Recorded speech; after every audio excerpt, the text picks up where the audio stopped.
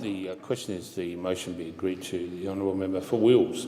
Thank you, Deputy Speaker, and I'm pleased to support the remarks made by the member for Hotham and by the member for Kooyong.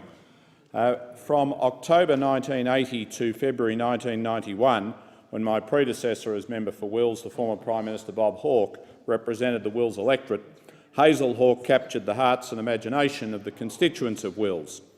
Hazel Hawke would make the trips to Wills when the Prime Minister could not. She became the Prime Minister's ambassador in his electorate, and Hazel would regularly accept invitations by local schools, community and senior citizens groups, as well as special invitations from the local mayors, mayors of the then city of Coburg, such as the late Murray Gavin, Mr Frank Cox, Mr Athol Atwater, Mr Peter Plumridge, the late Gordon Pearlstein and Mr Alan Davis. They all found Hazel Hawke an inspirational speaker and a warm guest of honour at any function to which she was invited. Hazel Hawke was passionate about issues concerning young people, like homelessness, which underlined her strong commitment and voluntary work for the Brotherhood of St Lawrence for so many years. Hazel spoke out about a number of social issues about which she felt strongly, particularly women's health issues, and, as is well known, displayed great courage in speaking out about Alzheimer's when she was diagnosed with that illness. I personally recall when I was the state member for Pascoe Vale between 1998 and 1996 being very impressed by Hazel's strength of character and the energy that she demonstrated when she crammed in a full day's events, such as visiting St Monica's Primary School in Moonee Ponds to promote reading amongst young students, planting trees at Strathmore Secondary College, visiting the Oak Park Railway Station, located across and opposite my then Pascoe Vale office, to promote local youth artists for a mural project to brighten the underpass of the station. And then Hazel spent an afternoon with the children at Coburg Primary School answering questions about what it was like being the wife of the Prime Minister of Australia.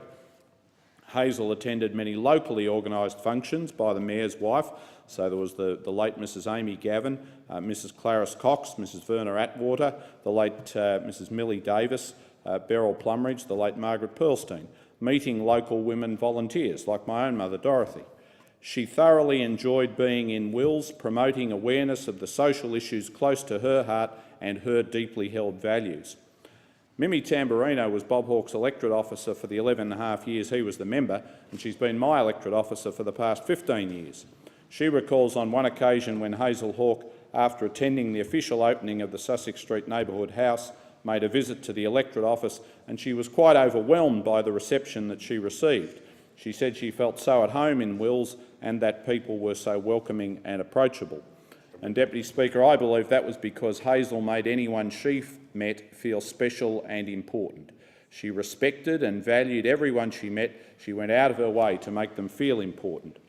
And Mimi recounted to me her experience with Hazel when, several years before her illness, Hazel rang Mimi to ask whether she could stay over at her place because she didn't feel comfortable staying at a hotel.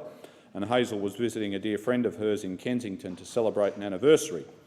Mimi was naturally delighted to have Hazel as a guest overnight, and the following morning she was to drive Hazel to the airport.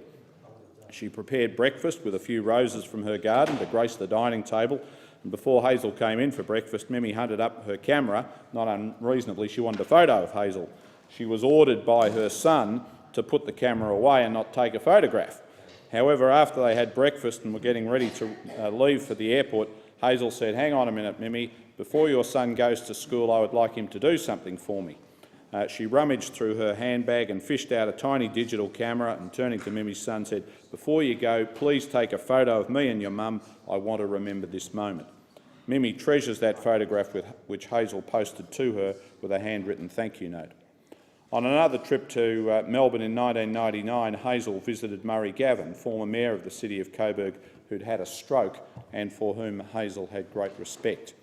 Another former mayor, Frank Cox, upon hearing of Hazel's passing, rang my office because he wanted to speak to someone who knew her, and he recalled her great affection for the people of Wills. She kept in touch with people in Wills, wanting to know how they were, and even after she was no longer the First Lady, she accepted invitations to the electorate to promote voluntary community works and present awards and certificates. Hazel was a people's person who valued and appreciated the work of people in the community. Hazel was an exceptional Australian, a down-to-earth, remarkable woman with a great sense of humour and an extraordinary gift of reaching out to people and touching their lives. She was popular, even loved, right around the country. And I agree with the words of Susan Ryan, one of the ministers of the Hawke government, who said that Hazel was a most remarkable woman. By being one of us, she made Australia a better place. And I think she was a remarkable woman whose legacy will endure the passing of time, and I extend my sympathies and condolences to her family.